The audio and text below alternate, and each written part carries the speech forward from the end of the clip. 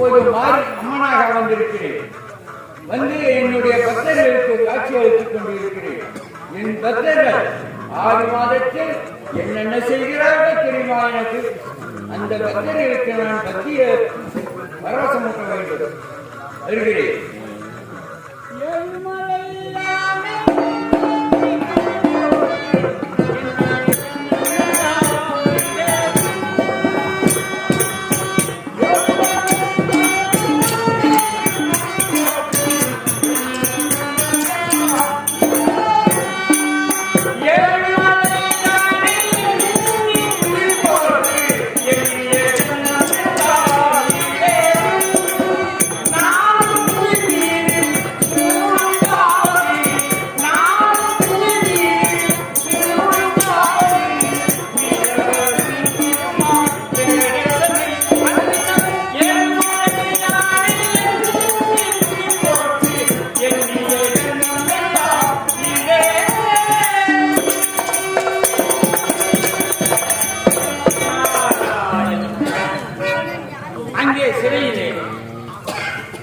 சத்தியசீலனையும் சிறையடைத்திருக்கிறார்.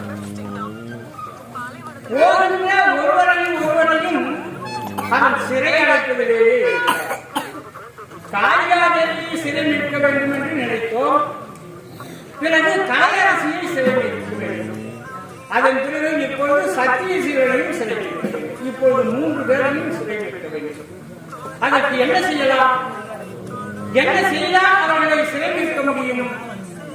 அல்லும் மகளும் 60 நாளையும் கலையரசி அம்மனை துதித்து பூஜை செய்வார்கள். சின்னம் சிறு வயதிலே இருந்து. ஆனால் யார் ஆண்டவனை தொழுகிறார்களோ அவர்கள் மிகவும் கஷ்டப்படுகிறார்கள்.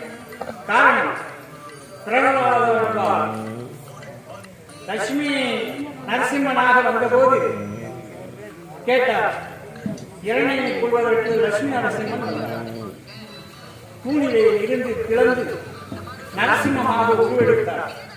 அப்போது பிரகலாதனை பார்த்து ஆண்டவர் கேட்டார், உனக்கு என்ன வரம் வேண்டும் கேள், நான் தருகிறேன் என்று சொன்னார். அப்போது பிரகலாதர் சொன்னார், உன்னை தொழுபவர்கள் எப்போதும் கஷ்டமாகவே இருந்தால்தான் உன்னை ஞாபகப்படுத்திக் கொள்வார்கள் என்று அவர்கள் சொன்னார்கள். ஆகவேதான் அநாத செல்வத்து அம்பைகள் சூழ வானாலும் செல்வம் மன்னரசும் யாங்கே தேனா பூஞ்சோலை திருவேங்கட சுனையில் மீனாய் பிறக்க விதியுடையோ நாளேனோ.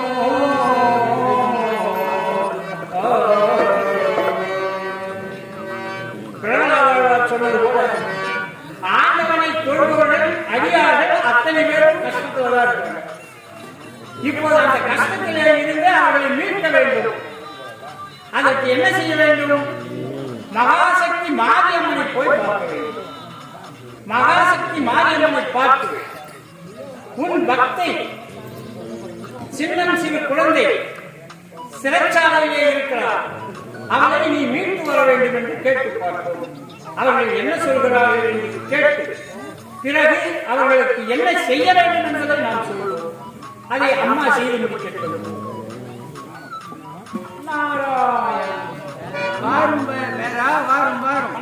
என்ன பாட்டியை தேடிக்கொண்டு வந்திருக்கிறார்? பாட்டி மிகவும் அவசரமாக இருக்கிறார். கற்பக வள்ளி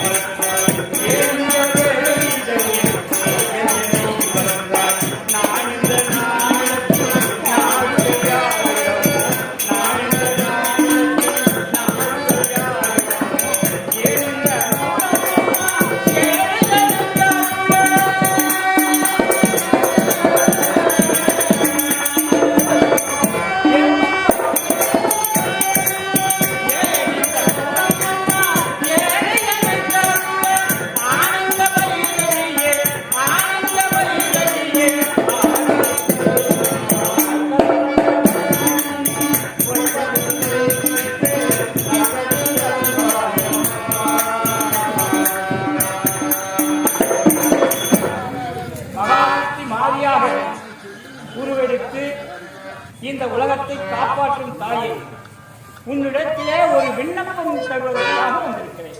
என்ன பெயரா? என்ன பெயரா என்றால் நான் என்ன சொல்வது? ஒரு உலகத்தை கட்டி காப்பாற்றக்கூடிய தாய், உனக்கு தெரியாததை நான் வந்து சொல்ல வேண்டுமா? என்ன பெயரா என்று கேட்டால் நான் என்ன வந்து சொல்வது? விஷயம் இல்லாமல் இங்கு நீ வரமாட்டாய். அது வந்துவிட்டேன். அதற்கு காரணத்தை சொல்லுகிறேன். ஏனென்றால் நிறைய படித்தவர்கள் எது என்ன செய்கிறார்கள் என்பதை முதலில் கேட்டுக்கொள்வார்கள், பிறகுதான் தன்னுடைய செயலை காட்டுவார்கள். அதை போல அடக்கம் 1000 பொன் தரும். புரிகிறதா அம்மா? அல்லும் பகலும் 60 நாளையும் உன்னையே கதி என்று நினைத்திருந்த ஒரு கன்னி பெண்ணை ஒரு அசுரன் பலியிட கொண்டு போயிருக்கிறார். அது தெரியாமல் கோவிலிலே நீ உட்கார்ந்து கொண்டிருக்கிறார். அதர்மம் செய்பவன் ஆடுகிறான், நல்லவன் ஒதுங்குகிறான். இந்த உலகம் அது இல்லையா? உன்னை அல்லும் பகலும் 60 நாளும் சக்தி மாறி ஓம் சக்தி என்று 3 வேளையும் பூஜை செய்கின்ற ஒரு கன்னி பெண் இவ்வளவு தூரம் சொல்லியும் உனக்கு தெரியவில்லை என்று சொன்னால் நான் என்ன செய்வது?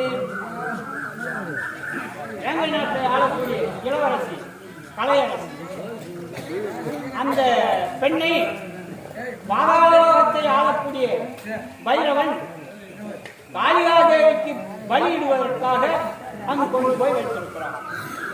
காளிகாதேவி அஷ்டமாசக்தி வரம் வேண்டும் என்று காளிகாதேவி அவன் பூஜை செய்ய, அஷ்டமாசக்தி வரம் வேண்டும் என்று கேட்டால் நான் சொல்கிறபடி நீ செய்தால் உனக்கு அந்த அஷ்டமாசக்தி வரம் தருகிறேன் என்று காளிகாதேவி உன் அக்கா சொல்லிவிட்டார். அவளும் ஒரு பெண்காரி, நீயும் ஒரு பெண்காரி, அந்த கலையரசியும் ஒரு பெண்காரி. நீங்கள் எல்லாம் தெய்வம், ஆனால் அவள் மாநிலம். ஒரு மாநிலத்திலேயே இவ்வளவு கஷ்டப்படுத்துவதனால் உங்களுக்கு என்ன லாபம் வரப்போகிறது? அதற்கு என்ன செய்ய வேண்டும்? அதற்கு என்ன செய்ய வேண்டும்? அதற்கு நான் ஒரு வழி சொல்கிறேன். அதைப்படி நீ செய்தால் அந்த பெண்ணை காப்பாற்றி விடலாம். என்னவென்றால், அஷ்டமாசக்தி என்னும் வரம் வாங்க வேண்டும் என்று சொன்னால், எனக்கு நான் அஷ்டமாசக்தி உனக்கு வர வேண்டும் தர வேண்டும் என்றால் 32 லட்சணம் பொருந்திய கன்னி பெண்ணை எனக்கு பலியிட வேண்டும் என்று சொல்லிவிட்டார் உன் அக்கா காளிகாதேவி. அது எங்கே இருக்கிறது அந்த பெண் எனக்கு தெரியாது என்று அசுரன் சொல்ல, வேங்கை நாட்டை ஆளக்கூடிய இளவரசி அந்த பெண் கொண்டு வந்து எனக்கு பலி கொடு என்று சொல்லிவிட்டார். ஆகையால் அசுரன் வேங்கை நாடு சென்று அந்த கன்னி பெண்ணை கொண்டு போய் சிறையில் வைத்திருக்கிறார். அவளை கொண்டு போய் பலியிட போகும்போது உன் அக்கா காளிகாதேவி என்ன சொல்லிவிட்டார் தெரியுமா? நாகலோகம் சென்று ஆதிசேஷனிடத்திலே இருக்கின்ற மாணிக்கத்தை கொண்டு வந்து என் நெற்றி கிரீடத்திலே வைத்துவிட்டு பருவம் அன்று அந்த பெண்ணை பலி கொடுத்தால் நான் உனக்கு அஷ்டமாசக்தி தருகிறேன் என்று சொல்லிவிட்டார். அதை கேட்டு அசுரன் நாகலோகம் சென்று மாணிக்கக்கல்லை கொண்டு வந்துவிட்டார். இப்போது அந்த பெண் மிகவும் கஷ்டப்படுகிறார் சிறையில். அந்த பெண்ணை காப்பாற்ற போனான் அவனுடைய காவலர், குண்டல தேசத்தை ஆளக்கூடிய சத்தியசீலன், சத்தியம் தவறாத மன்னவன். சத்தியம் என்றால் அவன்தான். ஆனால் சத்தியமே ஜெயம் என்று சொல்லுகிறார்கள் எல்லோரும். ஆனால் சத்தியத்தை கடைபிடித்தவன் இப்பொழுது சிறையில் இருக்கிறார். நீங்கள் இருவரும் உல்லாசமாக இருக்கிறீர்கள். நரபலி கேட்கிறாள் உன் அப்பா. அவளை நான் என்ன செய்வது? அதற்காக நீங்கள் சென்று அந்த பெண்ணை காப்பாற்ற வேண்டும். அதற்கு ஒரே வழி இருக்கிறது. நான் சொல்கிறபடி நீங்கள் செய்தால் அந்த பெண்ணை காப்பாற்றி விடலாம். காளிகாதேவியிடம் சென்று உன் அப்பா தானே சமாதானமாக பேசுகிறேன். சூரன் அந்த பெண்ணை பலி கொடுத்தால் தான் நீங்கள் வரம் தர போகிறார், இல்லை என்றால் இல்லை. சூரன் அந்த பெண்ணை பலி கொடுத்தால் நீ வரம் தர போகிறார். அவள் என்னுடைய பக்தி. சின்னம் சிறு குழந்தையிலே இருந்து என்னை வணங்கி இருக்கிறார். அதனால் நான் அவளை காப்பாற்றப் போகிறேன் என்று சொல்லுவேன். அப்புறம் என்ன நடக்கிறதோ அது மறைமுகமாக இருந்து பார்க்கிறேன். அக்கா எங்க இருக்கிறாங்கன்னு கேட்டீங்களா? எங்க இருக்கிறாங்க இப்ப? அதை சொல்லிடுறேன். பாதாள லோகத்திலே பாதாள சிறையிலே அடைத்து வைத்திருக்கிறார்கள். ஆகவே நீங்கள் நேராக சென்று கலை அரசியை பாருங்கள். பார்த்து அவளை சிறை மீட்டு விடுங்கள். பிறகு நான் பார்க்கிறேன். சரி, சென்று ஜெயம் வெற்றியே உங்களுக்கு. அலமேலு மங்கை மகிழும்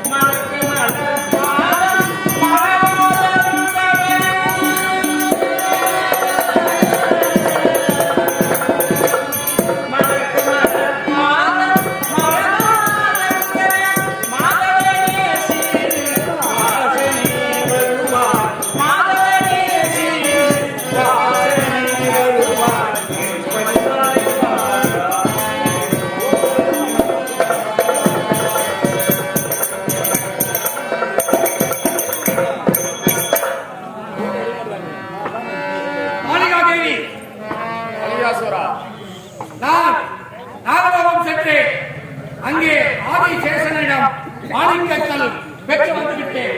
இப்பொழுது கலையரசியை நாம் பலி கொடுக்கலாமா? சற்று பொறு. சரியான பௌர்ணமி தான். நாளை தினத்தில் பௌர்ணமி. இன்று பலியிட்டால் நான் ஏற்றுக்கொள்ள மாட்டேன். அப்படியா? அப்போ நாளைக்கு நான் மாணிக்கங்களை ஒரு கிரீடத்தில் வைத்துவிட்டு கலையரசியை பலி கொடுத்து விடுகிறேன். நீங்கள் உடனடியாக கஷ்டவாசத்தை கொடுத்து விடுகிறீர்களா? கண்டிப்பாக கொடுத்து விடுகிறேன். பிறகு